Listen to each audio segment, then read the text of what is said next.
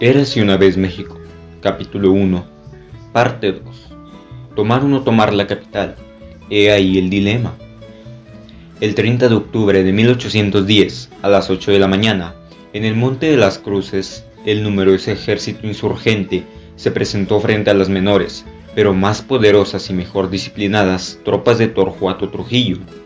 Después de varias horas de batalla, los insurgentes lograron acercarse al enemigo, rodearlo y colocarlo entre dos fuegos. Casi a las 6 de la tarde, Trujillo reunió a sus tropas, abandonó sus pertrechos y huyó del campo de batalla. Esta victoria abrió la posibilidad de avanzar sobre la capital. El ejército insurgente desbordaba ánimo, y la derrota de Trujillo había incubado temor en el virrey Venegas. Además, en la capital había adeptos al movimiento, quizá podrían tomarla por asalto. Sin embargo, en el último momento, Hidalgo se rajó de manera inexplicable. Sus argumentos no convencieron a nadie.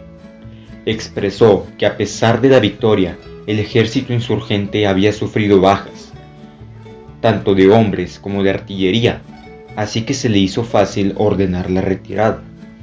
Ante la oposición de Ignacio Allende y otros militares que querían comerse vivo al cura por su indecisión. Hasta la fecha, ninguna de las investigaciones es concluyente sobre las razones por las cuales Hidalgo no tomó la Ciudad de México y terminó de una vez con la guerra. Algunas versiones señalan que el virrey Venegas amenazó con matar a familiares de Hidalgo que se encontraban en la ciudad. Otras establecen que después de la matanza perpetrada en la Alhóndiga de Granaditas, quiso evitar que sucediera lo mismo en la capital del virreinato. Lo cierto es que en el momento de las definiciones, Hidalgo flaqueó. Los insurgentes marcharon de regreso hacia Querétaro. Cerca de Arroyo Zarco se enteraron de que Félix María Calleja y sus más de 10,000 hombres marchaban para interceptarlos.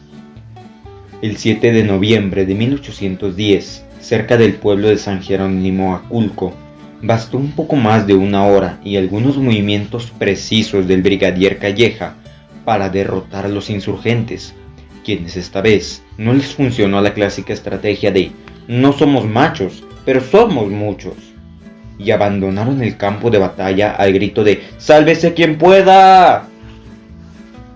Después de esta derrota, las diferencias entre Hidalgo y Allende ya eran irreconciliables y decidieron tomar caminos diferentes. En la desbandada de insurgentes que huían de Aculco, el ejército se separó. Hidalgo salió a Valladolid para continuar hacia Guadalajara y Allende tomó rumbo a Guanajuato. Calleja regresó a Querétaro y en San Juan del Río publicó un bando ofreciendo el indulto a quienes abandonaran las filas insurgentes, excepto a los jefes, a cuyas cabezas les puso un precio de 10,000 pesos. Después, el virrey Venegas ratificó el bando e hizo extensiva la gracia del indulto a todos. Hidalgo contra Allende. Hidalgo y Allende compartían el anhelo de la libertad y la determinación para lograrlo, pero las diferencias entre ellos iban más allá de su edad y su vocación. Para Allende, el ejército insurgente era un tumulto indisciplinado y mal armado que debilitaba el movimiento. Para Hidalgo era un mal necesario que había que sostener. Toleraba los excesos cometidos por el ejército insurgente, porque la posibilidad de saquear era un aliciente para permanecer en sus filas. Allende se enfurecía contra los insurrectos. Para él, el saqueo y el desorden desvirtuaban el movimiento. Hidalgo odiaba el trato áspero que Allende le daba al pueblo. Allende renegaba del alcahueteo de Hidalgo. Cuando Allende fue a su encuentro en Guadalajara, el apelativo de Alteza Serenísima le resultó cuando menos excesivo. Pero lo que provocó que sus sentimientos rayaran en el odio fue descubrir que ahí mismo más de 300 españoles habían sido ejecutados por órdenes de Hidalgo, sin motivo aparente y sin proceso alguno. Según dijo Allende en su proceso, la única solución para salvar el movimiento era deshacerse del cura. Convencido, adquirió veneno para hacerlo. Lo dividió en 3 porciones que fueron repartidas entre él, su hijo Indalecio y otro militar llamado Joaquín Arias. Como es sabido, ninguno pudo acercarse al cura para cumplir su cometido. Los realistas, al mando de Calleja, habían recuperado los pueblos ocupados anteriormente por los insurgentes, así que Allende decidió marchar de nuevo sobre Guanajuato mientras Calleja le seguía los pasos. Cuando fue evidente que sus esfuerzos no eran suficientes para vencerlo, pidió auxilio a Hidalgo y a los jefes que habían marchado con él. Hidalgo se negó a ayudarlo. Estaba más entretenido aboliendo la esclavitud, y a pesar de que Allende ya no soportaba a Hidalgo, lo consideraba egoísta y traidor, decidió alcanzarlo en Guadalajara. En Guadalajara, Hidalgo no solo reunió nuevamente un numeroso ejército y se autonombró Alteza Serenísima, también tomó la prensa para difundir los principios de la independencia, reestableció una audiencia para sustituir a los españoles y formó un gabinete con José María Chico e Ignacio Rayón. Ordenó que las tierras comunales solo fueran cultivadas por indios, extinguió los tributos y en diciembre de 1810 abolió la esclavitud. Sin embargo, más temprano que tarde, Calleja fue a su encuentro y los insurgentes volvieron a enfrentarse a los realistas en el campo de batalla. El 17 de enero de 1811 se llevó a cabo la batalla de Puente de Calderón, a las afueras de Guadalajara. El ejército de Calleja estaba conformado por 5.000 hombres, la mayoría de caballería, pero disciplinados en su totalidad. El ejército insurgente era de 90.000 hombres, 1.600 de infantería, 20.000 a caballo con lazos y lanzas, y cerca de 70.000 indios y mestizos con machetes, hondas y flechas. A pesar de la superioridad numérica de los insurgentes, su desorden e indisciplina terminaron siendo sus peores enemigos. Cuando la batalla parecía favorecerlos, el dios de la guerra se burló de ellos. Una granada estalló en un carro de municiones, y la explosión provocó el pánico entre los insurgentes, que comenzaron a correr en distintas direcciones. El pánico aumentó cuando el fuego cundió por el pasto del terreno y el humo lo cegó. Calleja supo aprovechar la situación y ordenó avanzar abriendo fuego. El ejército realista, que estaba a punto de ser derrotado, al poco tiempo se adueñó del campo de batalla.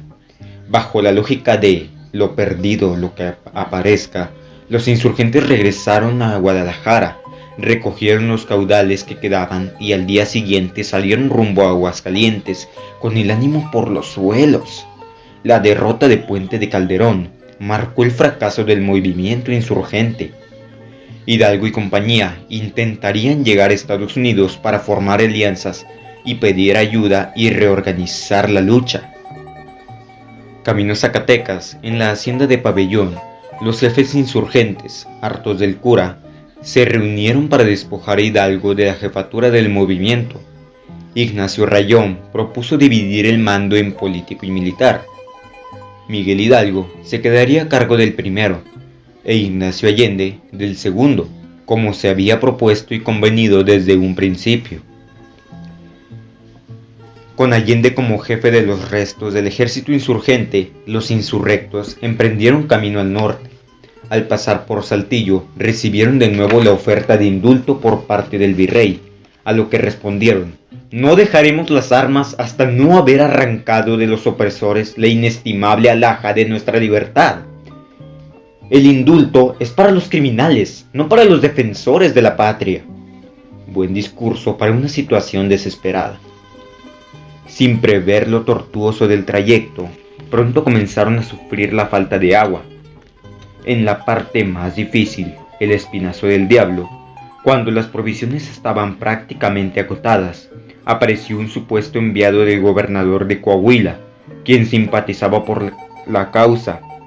Este les comunicó que en Acatia de Baján los esperaban 150 hombres dispuestos a auxiliarlos, y que el pueblo los recibiría con honores, pero que era necesario que los jefes fueran al frente de la caravana, ya que había poca agua, y así podrían ser los primeros en refrescarse. Los jefes insurgentes nunca tuvieron la mínima sospecha de que les tendían una trampa. Todo Texas había quedado del lado de los realistas, y días antes Ignacio Aldama, quien había salido a Estados Unidos de avanzada, fue aprehendido en San Antonio, Béjar. A las 9 de la mañana del 21 de marzo de 1811, los caudillos avistaron el pueblo de Acatita de Baján.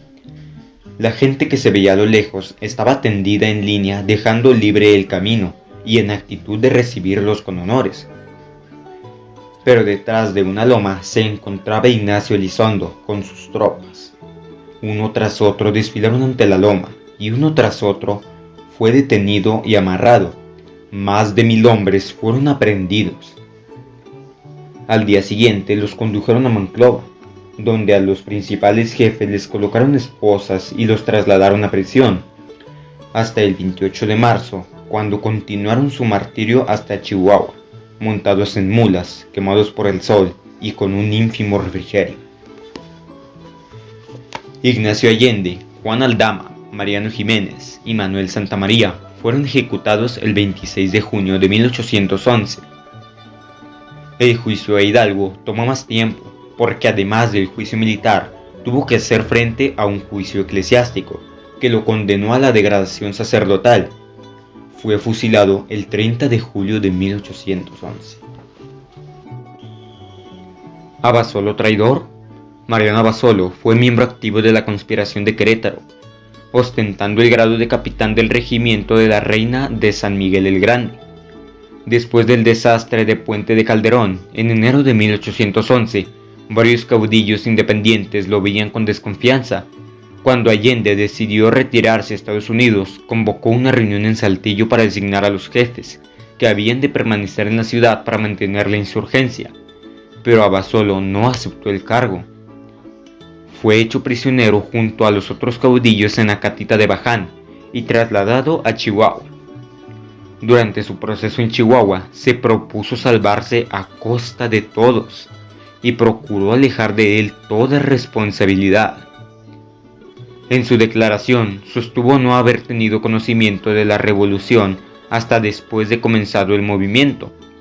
Señaló que intentó oportunamente instruir al coronel Canal de lo sucedido en Dolores, para evitar así la propagación de la revolución en San Miguel, que nunca se le confió mando de las armas, ni se hizo cargo de algún asunto importante. Declaró también que durante el ataque a la Alhóndiga de Granaditas se mantuvo en casa de un amigo, Pedro Otero, que fue obligado por Hidalgo, en Celaya, a entregar una suma considerable perteneciente a su suegro, Antonio Taboada, que en el saqueo y matanza a los europeos él no tuvo parte alguna, sino que él mismo puso a salvo a más de 100, sacándolos de prisión y ocultándolos, que en la batalla de Calderón, a la que acudió solo para no alimentar la desconfianza de sus compañeros, fue de los primeros en ponerse en fuga, que era su deseo retirarse de la revolución, por lo que durante su estancia en Saltillo escribió al general Calleja solicitando el indulto, que ya se le había ofrecido por medio de su esposa, Manuela de Rojas Taboada, quien buscaba apartarlo del movimiento. Con sus acusaciones, arrastró a la muerte a José María Chico, uno de los hombres de confianza de Hidalgo, y acusó incisivamente a Allende de haber tolerado todos los asesinatos que se cometieron en Guadalajara.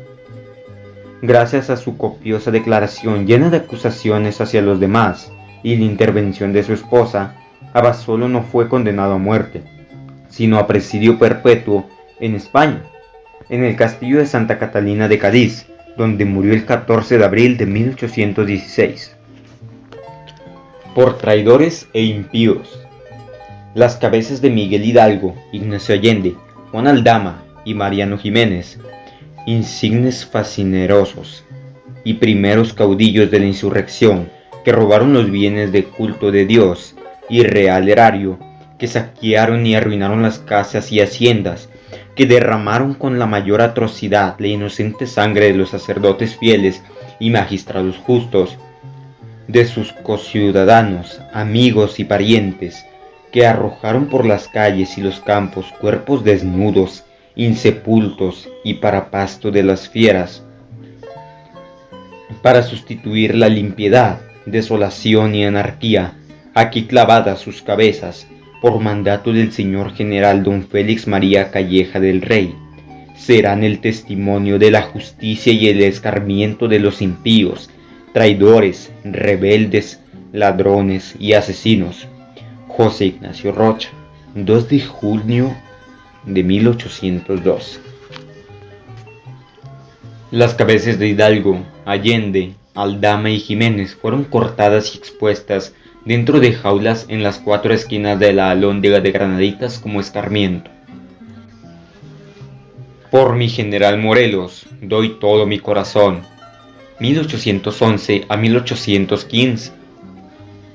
José María Morelos y Pavón era cura del pueblo de Carácuaro, en lo que ahora es el estado de Michoacán. Encontró ya bastante crecidito su vocación religiosa a los 24 años, cuando se enteró de que su familia gozaba de una capellania, es decir, un capital de cierta consideración dejado por un familiar para quien siguiera el camino del sacerdocio. En octubre de 1810, Morelos se entrevistó con el cura Miguel Hidalgo, cuando se enteró del paso de los insurgentes por Valladolid, ciudad que no le era desconocida, porque ahí nació el 30 de septiembre de 1765.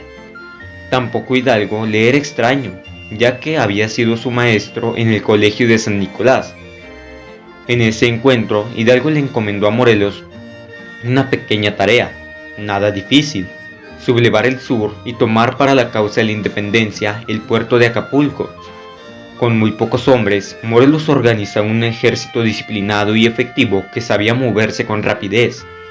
Se hacían de pertrechos militares y víveres atacando las posiciones realistas sorpresivamente. Supo rodearse de hombres leales como los hermanos Galeana, la familia Bravo, Vicente Guerrero, el cura Mariano Matamoros y José Miguel Fernández Félix, mejor conocido como Guadalupe Victoria, así como de intelectuales como el periodista y escritor Carlos María de Bustamante y Andrés Quintana Roo, jurista y letrado, que además era novio de Leona Vicario, mujer de posición acomodada que apoyó la causa insurgente con joyas y dinero. El primer intento de tomar el puerto de Acapulco fracasó, pero de fines de 1810 a principios de 1812 ocuparon varias poblaciones como Tixtla, Chilpancingo, Chilapa, Izúcar, Taxco, Tenancingo y Cuernavaca. De esta manera, Morelos comenzó a sobresalir como caudillo y estratega militar. Iniciaba el año 1812 cuando el virrey Venegas ordenó a Félix María Calleja dar un escarmiento a Morelos, que se encontraba con sus mejores hombres atrincherado en la ciudad de Cuautla.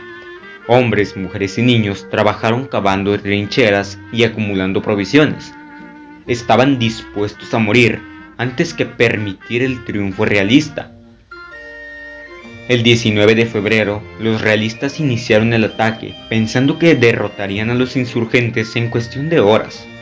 Sin duda, Calleja había subestimado a Morelos, y le pareció fácil sitiar la ciudad para rendirla por hambre. Morelos se fortificó en la iglesia y convento de San Diego durante 72 días. A pesar de la hambre, las enfermedades y la escasez de pertrechos de guerra, los insurgentes resistieron el embate de los realistas. Las primeras horas del 1 de mayo, Morelos decidió jugarse su futuro a una sola carta, y aunque en la historia militar casi siempre se cumplía la máxima plaza situada, plaza tomada, el cura optó por romper las líneas realistas y salir de Cuautla. La operación fue tan sigilosa que pasaron un par de horas antes de que los realistas se percataran del movimiento de los insurgentes. Cuando Calleja entró a la ciudad, hizo un berrinche que se escuchó hasta el sitio más recóndito de la Nueva España. Morelos y sus hombres habían logrado escapar del más temido de los realistas. Unos meses después, recuperado de un par de costillas rotas, Morelos sumó una serie de triunfos en pueblos cercanos a Oaxaca y Puebla, lo que le permitió poner en jaque momentáneamente las comunicaciones entre Veracruz y la Ciudad de México. El 25 de noviembre de 1812 logró tomar Oaxaca, y con esa victoria ya solo le hacía falta Acapulco para controlar el litoral del Pacífico. La intrépida Barragana, Juana Guadalupe Barragán había dedicado su vida a trabajar con su padre y hermano en el cuidado y acarreo de mulas y caballos, los que solía montar con agilidad y maestría. Una vez iniciada la Guerra de Independencia en 1810, la familia de Juana prescindió de su ayuda porque los caminos deparaban muchos peligros a una mujer. En una ocasión en que su padre y hermano llevaban consigo correspondencia y armas para José María Morelos, fueron aprehendidos en Izúcar por los realistas. Juana, que desconocía hasta entonces que su familia estuviera involucrada en el movimiento insurgente, encontró sus cuerpos colgados de un árbol. Decidió entonces tomar el poco dinero que su padre había dejado para ella y su madre. Reunió y armó un grupo de campesinos de su confianza y abandonó su hogar para seguir al general Morelos. Fuerte y aguerrida, Juana no volvió a vestirse nunca de mujer. La intrépida Barragana, mote que adquirió después de su valiente participación en la batalla de Aguacatillo, llegó a comandar un numeroso grupo de insurgentes con el grado de capitana. El 17 de febrero de 1812, durante el sitio de Cuautla, el grupo de insurgentes comandado por Barragana fue el primero en enfrentarse a tiros con los realistas. También fue ella quien previno a Morelos de la proximidad del ejército de Félix María Calleja, quien deseaba darle a los insurgentes un escarmiento tan terrible que dejaría el movimiento insurgente sin seguidores. Juana, al igual que muchos hombres y mujeres y niños de Cuautla, estaba dispuesta a morir antes de permitir el triunfo de los realistas. Juana Barragán continuó al lado de Morelos hasta que éste fue aprehendido y fusilado en 1815. Se cree que ella murió antes de la consumación de la independencia. La intrépida Barragana da nombre a una calle de la ciudad de Cuautla, Morelos. El 6 de abril de 1813 inició el ataque al puerto de Acapulco, confiando en que los triunfos de Cuautla y Oaxaca harían que los realistas se rindieran con tan solo saber que él iba al frente de las tropas. Sin embargo, los realistas se habían refugiado en el fuerte de San Diego, y la lucha se prolongó más de 4 meses, hasta que el 20 de agosto los realistas se rindieron. Por fin Acapulco fue tomado por los insurgentes. Además de su perspectiva militar, Morelos quiso darle organización política al movimiento de independencia, para lo que convocó un Congreso Nacional llamado Congreso de Ahuanac. Estaba integrado por diputados electos en las provincias controladas por los insurgentes y algunos otros nombrados por Morelos para representar a aquellas provincias que aún estaban bajo dominio español. El 14 de septiembre de 1813, en plena guerra, dio lectura al célebre documento conocido como Los Sentimientos de la Nación, en los que se proclamó la independencia absoluta de España y estableció que se adoptaría una forma de gobierno representativa, con división de poderes en ejecutivo, legislativo y judicial. Además, en el nuevo país debía imperar la igualdad, la justicia y la ley. Este documento quedó claramente establecido que, sin importar que los franceses continuaran usurpando la corona española, o incluso si llegaba a regresar el rey de España, México sería una nación independiente. Morelos escribió que como la buena ley es superior a todo hombre, las que dice nuestro Congreso deben ser tales que obliguen a una constancia, patriotismo, moderen la opulencia y la indigencia, y de tal suerte se aumente el jornal del pobre, que mejore sus costumbres, alejando la ignorancia, la rapiña y el hurto. Los Sentimientos de la Nación es un documento que consta de 23 puntos que hablan, de manera general, de la libertad absoluta de la América, de la religión católica como única, de la soberanía del pueblo, de la exclusividad de empleos para los americanos, de abatir a gobiernos tiránicos, de que la ley es superior a todo hombre, de la moderación de la opulencia y la indigencia, de alejar la ignorancia, la rapiña y el hurto. Proscribe la esclavitud y la distinción de castas, prohíbe la tortura, elimina tributos y establece el día 16 de septiembre como aniversario del inicio de la independencia, reconociendo el mérito de Hidalgo y Allende. Meses más tarde, el 6 de noviembre, a pesar de que la guerra continuaba, el Congreso de Anáhuac promulgó el acta solemne de la Declaración de la Independencia de la América Septentrional, y a partir de entonces los diputados del Congreso se dedicaron a preparar una constitución, conocida como la Constitución de Apatzingán, la cual fue promulgada en octubre de 1814. Calleja contraataca. Después de la humillante derrota de Félix María Calleja en Cuautla, este se retiró, pero el 4 de marzo de 1813 ocupó el cargo, nada más y nada menos que de virrey de la Nueva España, y desde su nueva posición continuó su campaña contra Morelos. Morelos había dedicado varios meses a los asuntos del Congreso y con ello había dado a Calleja un respiro y la oportunidad de engrosar sus filas. Las instrucciones que el virrey dio a sus hombres eran básicamente no reparar en los medios para aprender a los insurgentes, por lo que los realistas arrasaron pueblos y fusilaron a diestra y siniestra.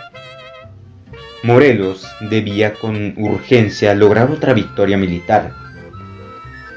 El 23 de diciembre de 1813, con cerca de 10.000 hombres, Morelos se enfrentó a los realistas en las lomas de Santa María, cerca de Valladolid, pensando que las tropas enemigas no eran numerosas, y sí lo eran, y además el virrey había dispuesto refuerzos al mando de 2 militares realistas muy respetados, Ciriaco de Llano y Agustín de Iturbide. Estos atacaron a Morelos por sorpresa, obligándolo a retroceder.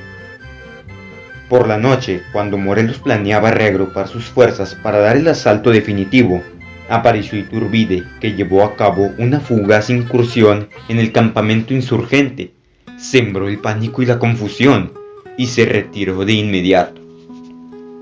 Por la oscuridad imperante, las tropas de Morelos pensaron que el enemigo aún permanecía en el campamento, y comenzaron a disparar a discreción contra ellos mismos. Fue la debacle. El terreno quedó sembrado de cadáveres insurgentes y con las primeras luces del amanecer, Morelos se retiró a Puruarán. En contra de todas las recomendaciones de sus hombres y con sus tropas desmoralizadas, Morelos decidió librar una nueva batalla. Sin embargo, sí lograron convencerlo de que no se expusiera y se retiró dejando el mando a Matamoros. El 5 de enero de 1814, en Puruarán, Ciriaco de Llano derrotó a los insurgentes en poco más de 30 minutos y tomó prisionero a Mariano Matamoros. La mano derecha de Morelos. Mariano Matamoros se unió en las filas de Morelos en Izúcar y gracias a sus dotes militares se convirtió rápidamente en su brazo derecho. Participó en el sitio de Cuautla y en la toma de Oaxaca. El 4 de enero de 1814, en la batalla de Puruarán, Matamoros cayó en manos de los realistas. Los prisioneros fueron fusilados en el mismo campo de batalla, escribió Alejandro Villaseñor en la obra Biografías de los héroes y caudillos de la Independencia de 1910. Y solo Matamoros fue conducido a Valladolid, engrillado y sobre una mula aparejada. En Pátzcuaro se le puso a la expectación pública. Al enterarse, Morelos ofreció canjear 200 prisioneros a cambio de la vida de Matamoros, pero Iturbide se negó. Matamoros fue fusilado el 3 de febrero de 1814. Morelos no solo había perdido a su mano derecha, fue despojado del mando por los diputados del Congreso, quienes lo señalaron como responsable de los desastres militares ocurridos. Además, Hermenegildo Galeana, otro de sus hombres más leales, tuvo un desafortunado encuentro con los realistas en Coyuca y cayó muerto el 27 de junio de 1814. En medio del desastre, las tropas de Calleja aprovecharon para avanzar sobre Chilpancingo, obligando al Congreso a huir de un lugar a otro hasta establecerse en Apatzingán, donde acabó de discutirse el proyecto de ley suprema, y el 22 de octubre de 1814 se promulgó la Constitución de Apatzingán, inspirada en los sentimientos de la nación. Aunque esta Constitución nunca pudo entrar en vigor por circunstancias de guerra, es considerada la primera Constitución mexicana. Su artículo 9, dedicado a la soberanía, sin paralelo en su época, establece: ninguna nación tiene derecho para impedir a otra el uso libre de su soberanía. El título de conquista no puede legitimar los actos de la fuerza. El pueblo que lo intente debe ser obligado por las armas a respetar el derecho convencional de las naciones. Y aunque la libertad de culto fue excluida por circunstancias propias de la época, sí contenía la primera relación de derechos humanos en la historia de México. En los siguientes meses, Morelos permaneció inactivo, participando solo en algunas campañas militares en las que fue derrotado la mayoría de veces. Así, en su declive militar y político, fue designado para escoltar al Congreso de Tehuacán, en Puebla. Pero el 5 de noviembre de 1815, en Temalca, fueron sorprendidos por los realistas. Morelos le ordenó a Nicolás Bravo que avanzara con el Congreso mientras defendía la retaguardia. Logró ponerlo a salvo, pero el cura de Carácuaro fue capturado. Morelos fue trasladado a la Ciudad de México para ser sometido a un proceso militar e inquisitorial. Al ser declarado hereje, se le amenazó con negarle la absolución, y temeroso de morir en pecado y con el ánimo quebrantado, pidió clemencia. Con tal de lograr el perdón, delató a sus compañeros, señalando los lugares donde los insurgentes guardaban sus armas. El perdón no le fue otorgado, y el virrey Calleja lo condenó a muerte. El 22 de diciembre de 1815 fue sacado de su prisión en Ciudadela. Al llegar a la villa de Guadalupe, pidió permiso para rezar un momento. Continuaron hasta San Cristóbal de Ecatepec, en donde, de rodillas y con un crucifijo en la mano, fue fusilado. La degradación. Del 25 al 27 de noviembre de 1815, el tribunal juzgó a Morelos y lo condujo al extremo de la humillación al degradarlo en un auto de fe público. Luego que se terminó la lectura de la causa, escribió Lucas Alamán, el inquisidor decano hizo que el reo abjurase de sus errores e hiciese la protesta de la fe, procediendo a la reconciliación, recibiendo el reo de rodillas azotes con varas. Morelos tuvo que atravesar toda la sala del tribunal con el vestido ridículo que le habían puesto y con una vela verde en la mano, con los ojos bajos, aspecto decoroso y paso mensurado. Se dirigió al altar. Allí se le revistió con los ornamentos sacerdotales y, puesto de rodillas delante del obispo, ejecutó la degradación por todos los órdenes, según el ceremonial de la iglesia. Todos estaban conmovidos con esta ceremonia imponente. El obispo se deshacía en llanto. Solo Morelos, con una fortaleza tan fuera del orden común que algunos lo calificaron insensibilidad, se mantuvo sereno. Su semblante no se inmutó y únicamente en el acto de la degradación se le vio dejar caer alguna lágrima. Era la primera vez desde la conquista que este terrible acto se efectuaba en México. La resistencia. Con la muerte de Morelos, el movimiento insurgente entró en un impasse. Nada para nadie. No había entonces un caudillo con el liderazgo de Hidalgo o la genialidad militar de Morelos. Seguidores del movimiento había muchos, pero ninguno con el empuje y carisma de los dos sacerdotes que hasta entonces habían dirigido el movimiento. Además, Calleja controlaba la situación militar, aniquilando las partidas insurgentes que aún quedaban. Los pocos que estaban decididos a resistir no tenían la capacidad de organizar ejércitos y conformaron pequeños grupos que se dedicaron a la guerra de guerrillas. Aún a sabiendas de que a la larga serían derrotados, estaban dispuestos a demorar la guerra y desgastar las tropas realistas. Estas partidas de guerrilleros se refugiaban en una serie de fuertes construidos por ellos mismos, aprovechando los accidentes geológicos, como el fuerte de Monteblanco al mando del coronel Melchor Musquiz cerca de Córdoba, los fuertes de El Sombrero y Los Remedios, en las zonas del Bajío donde operaron a Javier Mina y Pedro Moreno, o la Laujilla en Michoacán, que resistió hasta marzo de 1818. En 1816, Juan Ruiz de Apodaca sustituyó a Félix María Calleja como virrey y de inmediato ofreció el indulto, que muchos insurgentes aceptaron, entre ellos Nicolás Bravo, Andrés Quintana Roo y Leona Vicario. Con esos ánimos conciliatorios logró pacificar casi por completo Nueva España. El comercio y la agricultura se restablecieron y de las minas se volvió a extraer plata. La paz de Apodaca se vio interrumpida el 21 de abril de 1817, cuando en Soto la Marina, Tamaulipas, desembarcó Javier Mina, un guerrillero español que había luchado contra los franceses en España, liberal y férreo opositor a Fernando VII. Mina se había puesto en contacto en Londres con Fray Servando Teresa de Mier, desterrado de la Nueva España por un polémico sermón sobre la Virgen de Guadalupe que leyó en 1794. Viajó a Estados Unidos para reclutar voluntarios y llegó a México al mando de 300 hombres dispuestos a luchar por la independencia de la Nueva España. Su primera victoria la obtuvo derrotando en la hacienda de Piotillos, en San Luis Potosí, a una división realista 5 veces más numerosa.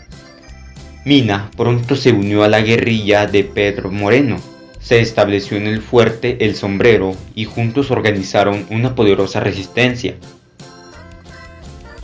Para el virrey Apodaca y para todos los españoles, Mina era un traidor a su patria y a su rey, por lo que era peor que todos los insurgentes, así que ordenó perseguirlo hasta acabar con él. El 31 de julio de 1817, los realistas, con un ejército de 3.000 hombres, pusieron sitio al fuerte de Sombrero. Durante 20 días, los insurgentes soportaron los ataques, pero el hambre, la escasez de agua y la falta de pertrechos obligaron a Mina a abandonar el fuerte un par de veces en busca de una ayuda que nunca encontró. Desesperado, Pedro Moreno ordenó romper el sitio. Los insurgentes fueron descubiertos y perseguidos. Unos pocos lograron huir, entre ellos Pedro Moreno.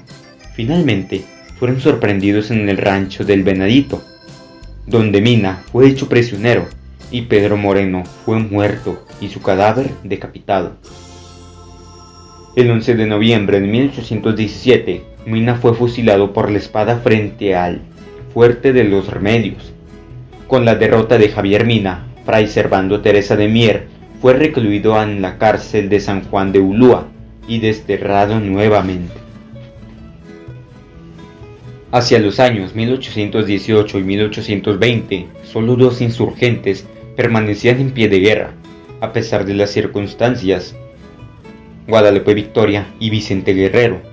Victoria, instalado en las Serranías de Veracruz, organizó una guerra de guerrillas contra los realistas, pero asolado por la superioridad militar del enemigo y ante el abandono de sus hombres, a partir de 1818 se escondió, se dice que en una cueva de la que salía solo para comer, y fue perseguido con tenacidad por el comandante realista Antonio López de Santa Anna hasta 1819. Guerrero, por su parte, fue un verdadero dolor de cabeza para el virrey Apodaca, debido a que operaba en la zona montañosa del sur, en el actual estado de Guerrero, inaccesible para los realistas que no se daban abasto para contener sus ataques. En 1820, Guerrero fue proclamado por sus hombres general en jefe del sur y reunió a más de 2.000 hombres con los que logró decenas de victorias. El virrey ofreció varias veces el indulto, pero este siempre se negó a aceptarla. La patria es primero. El virrey Apodaca, empeñado en acabar con Guerrero, quiso recurrir al sentimentalismo filial para lograr que se acogiera al indulto, para lo que envió al mismísimo padre de Vicente a ofrecérselo.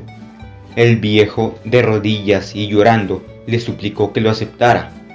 Guerrero entonces llamó a sus compañeros y les dijo: «Compañeros, ¿veis a este anciano respetable? Es mi padre. Viene a ofrecerme empleos y recompensas de parte de los españoles. Yo he respetado siempre a mi padre, pero mi patria es primero». La consumación. Hacia 1820, el triunfo de la insurgencia como movimiento popular, como lucha social, era impensable por más ganas que le echaran, pero los criollos volvieron al terreno de juego, como en sus mejores tiempos. El destino les dio una segunda oportunidad para alcanzar la independencia como lo habían planeado entre 1808 y 1810. Mientras el virrey Apodaca trataba de pacificar el sur de Nueva España, en 1820 otra crisis política azotó a España.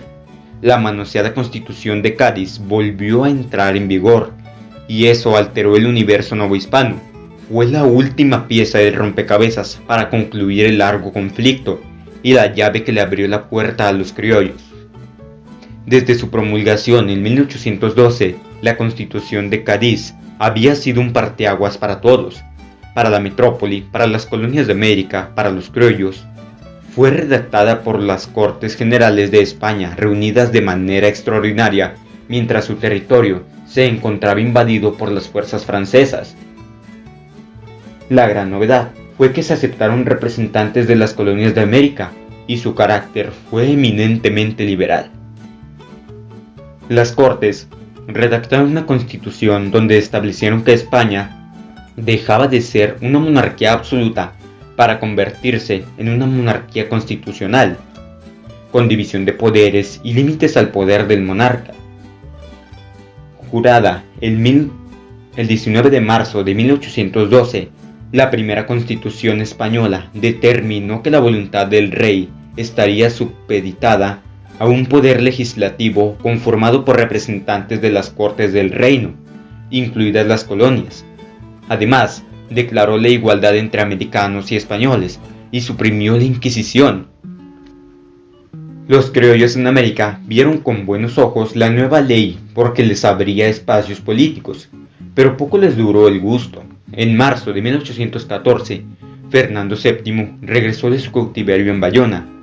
Francia se puso la corona en la sien y de un plumazo restableció el absolutismo en España y en todos sus dominios, y así gobernó durante los siguientes 6 años, mientras Nueva España continuaba en guerra.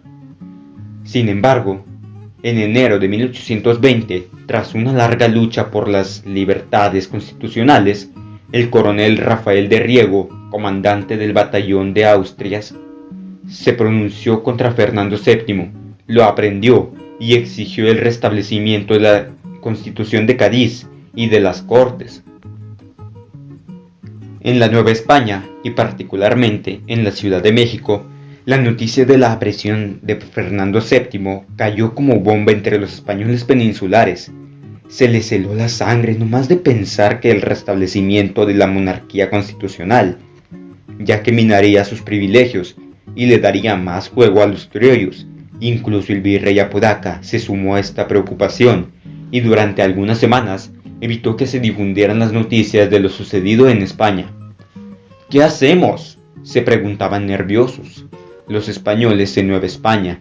No tardaron en encontrar la respuesta: ¡vamos a independizarnos! Parecía increíble.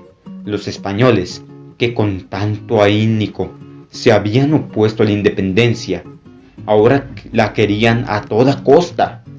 Entonces comenzaron a reunirse para conspirar en el templo de la Profesa. El plan era sencillo: proclamar la independencia de España, establecer una monarquía absoluta en México, prohibir para siempre jamás la Constitución de Cádiz y dejar el poder en manos del virrey Apodaca. ¿Y los criollos? ¿Y el pueblo? Bien, gracias. El plan de los españoles solo contemplaba la salvaguarda de sus intereses. Pero como no actuaron con rapidez, no pasó nada. El virrey no pudo seguir ocultando las noticias provenientes de España, y los criollos se enteraron de lo que había sucedido con Fernando VII, y se llenaron de júbilo cuando en mayo de 1820 el virrey Apodaca se vio obligado a jurar la Constitución de Cádiz. Punto para los criollos. ¿Y el pueblo? Bien, gracias. Pero los españoles no se cruzaron de brazos y continuaron conspirando. Una alternativa era proclamar la independencia de México. establecer la monarquía absoluta, ofrecer la corona a un infante de la casa reinante española y, desde luego, no reconocer la Constitución de Cádiz. El plan era factible, pero había un detalle. Para poder ofrecer el trono era necesario restablecer la paz en toda Nueva España, y para eso debían acabar con la guerrilla de Vicente Guerrero. El virrey Apodaca se puso en contacto con el gran enemigo de los insurgentes, el realista Agustín de Iturbide, que se encontraba retirado de sus actividades militares desde 1816 por mal comportamiento.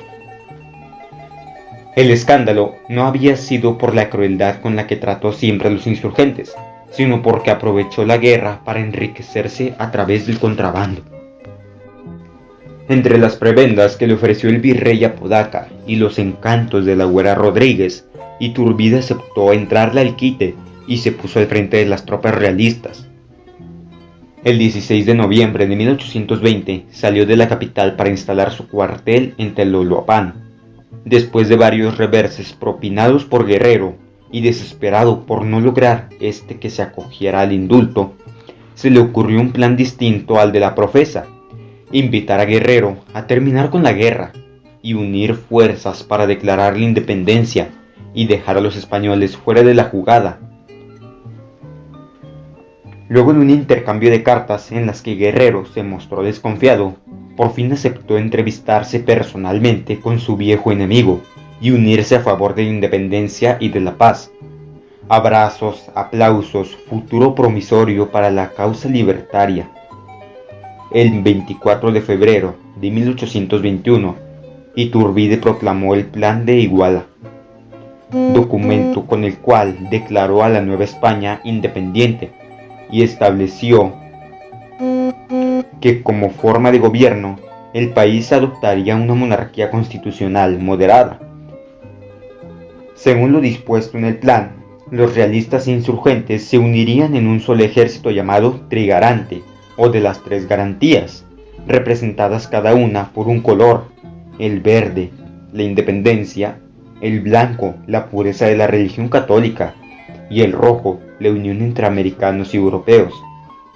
En las siguientes semanas, el regimiento entero de realistas e insurgentes se sumaron a la causa, y la última batalla de la Guerra de Independencia tuvo lugar en Azcapotzalco, el 19 de agosto de 1821. La bandera tricolor. Con el fin de otorgarle un símbolo a las tres granaditas establecidas en el Plan de Iguala, Iturbide ordenó al sastre José Magdaleno Ocampo que confeccionara una bandera con franjas dispuestas de manera diagonal y con una estrella en cada una de ellas. En primer lugar, la franja blanca, que significaba la pureza de la religión católica. En el centro, la verde, que representaba la independencia, y como tercera, la franja roja, símbolo de la unión entre americanos y europeos.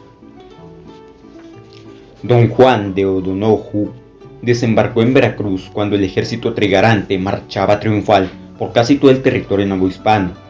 Aunque es conocido como el último virrey de Nueva España, no llegó a México con ese cargo, pues había sido suprimido por la Constitución de Cádiz, sino que como jefe político superior de la Nueva España.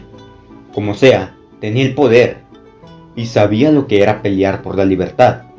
Había pasado largos años en prisión por oponerse al régimen absolutista de Fernando VII. Además, era héroe de la guerra contra los franceses por sus servicios y como recompensa fue enviado al virreinato para gobernarlo. Una vez en tierra firme, se percató de las circunstancias políticas que imperaban en Nueva España. Al ser liberal consumado, rápidamente se manifestó a favor de la independencia, por lo que solicitó una entrevista con Iturbide.